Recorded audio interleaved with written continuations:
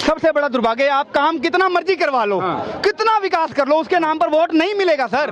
ठीक है, आपको इस बात को समझना पड़ेगा। भाजपा पूछ लेता ना, आपने काम के नाम पर वोट दिया? नहीं, ऐसा कुछ नहीं। काम के नाम पर दिया कि समाजवादी पार्टी पसंद है? सिर्फ समाजवादी पार्टी मुझे पसंद है, काम तो फिलहाल मोदी जी काम नहीं करती रही है, वोट नहीं मिलता। कुछ मोदी जी ने काम किया? जो काम उधर से मिलता रहा है हम लोगों को अखिलेश की तरफ से, वो काम मुझे नहीं मिल पाया। जैसे 5 काम, जैसे कि हर चीज में क्वालिटी रही है। जैसे कि टेबलेट में इन लोगों ने फोन बांटे, जो क्वालिटी इसकी कमजोर, मतलब इसकी वो क्वालिटी नहीं रही, उसकी क्वालिटी जो रही है फोन बांटे। हाँ, अच्छा, और क्या बांटे?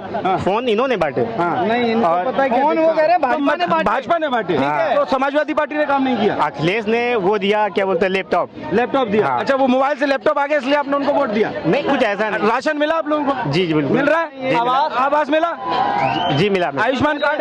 हाँ है। तो फिर वोट नहीं दिया? वोट सर, एक सेकंड, सब दे दो, पर वोट ये इसलिए नहीं देंगे क्योंकि एक इनको देखना है कि हमें वोट देना किसको है। आप ये हैरानी की बात है कि इनको आवास मिला, सुरक्षा मिला। आज उत्तर प्रदेश में यही भाई खड़े हैं, आप इनसे पूछ लीजिए कि उत्तर प्रदेश की कानून व्यवस्था कैसी है। अखिलेश यादव के टाइम पे दंगे होते थे, लुटेरे वहाँ पर घूमते थे, भ्रष्टाचारी घूमते थे, दंगाई घूमते थे, वहाँ के बड़े बड़े क्या नाम है, अतीक अहमद जैसे लोग दंगे फैला रहे थे, विकास दुबे जैसे लोग ये काम कर रहे थे, उन लोगों को योगी आदित्यनाथ ने खत्म किया, आपके परिवार को सुरक्षित किया। अगर किसी के परिवार को सुरक्षा दे और वो अगर व्यक्ति वोट ना दे तो ये सर, इससे बड़ा दोगलापन हो ही नहीं सकता कि इससे बड़ा कोई भ्रष्टाचार, इससे बड़ा कोई दोगलापन इसलिए नहीं हो सकता क्योंकि ये देखते हैं कि सरिया कौन लागू करने वाला है, कौन बचाने वाला है।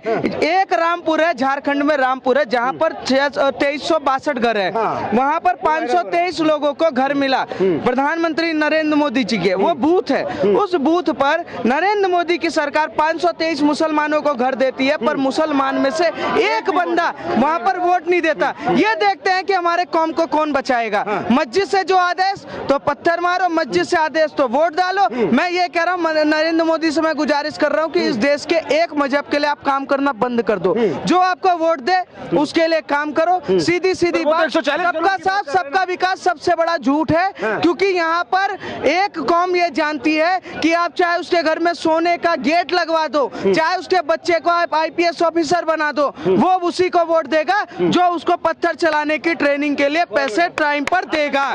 इसके अलावा कोई नहीं है। नरेंद्र मोदी कहते हैं कि एक हाथ में कुरान एक हाथ में कंप्यूटर, पर अखिलेश यादव कह देते हैं कि एक हाथ में कुरान एक हाथ में पत्थर, तो ये कहते नहीं वो सही है, हम उसको वोट देंगे क्योंकि उसने हमें पत्थर चलाने की ट्रेनिंग दी। नरेंद्र मोदी अनपढ़ है, नरेंद्र मोदी सरकार नहीं चला सकता, नरेंद्र मोदी तो पागल है। विकास करके क्या फायदा? सड़कें बना दे, हॉस्पिटल बना दे, इलाज भी कराएंगे, घर में राशन भी खाएंगे और लेटरिन में उसी के जाके हागेंगे, और वोट के टाइम पे साइकिल का बटन दबा के कहेंगे जी हमें पत्थर की ट्रेनिंग तो अखिलेश यादव ने मदरसे में दिलवाई, तो हम तो उसको वोट देंगे ना। तो वो मजहब के हिसाब से वोट देने का जो काम ये लोग कर रहे हैं, ये देश के लिए बहुत बड़ा खतरनाक है और खतरा है। आने वाले समय में हिंदुओं को सोचना पड़ेगा कि आप कब तक राजपूत और ब्राह्मण, वैश्य, SC ST OBC आरक्षण और इसमें बटोगे। आपको सोचना पड़ेगा कि आपके सामने ही वो बंदा किसी और को वोट दे रहा, पूरा घर लेने के बाद, पूरा राशन लेने के बाद, पूरा सब सुविधा लेने के बाद भी वो वोट उसी को दे रहा है जो सरिया की बात कर रहा है, जो मुस्लिम पर्सनल लॉ वोट की बात करता है, जो वक्फ वोट की बात करता है। ऐसे लोगों का बाइकआउट करना ही जरूरी है इस देश के लिए।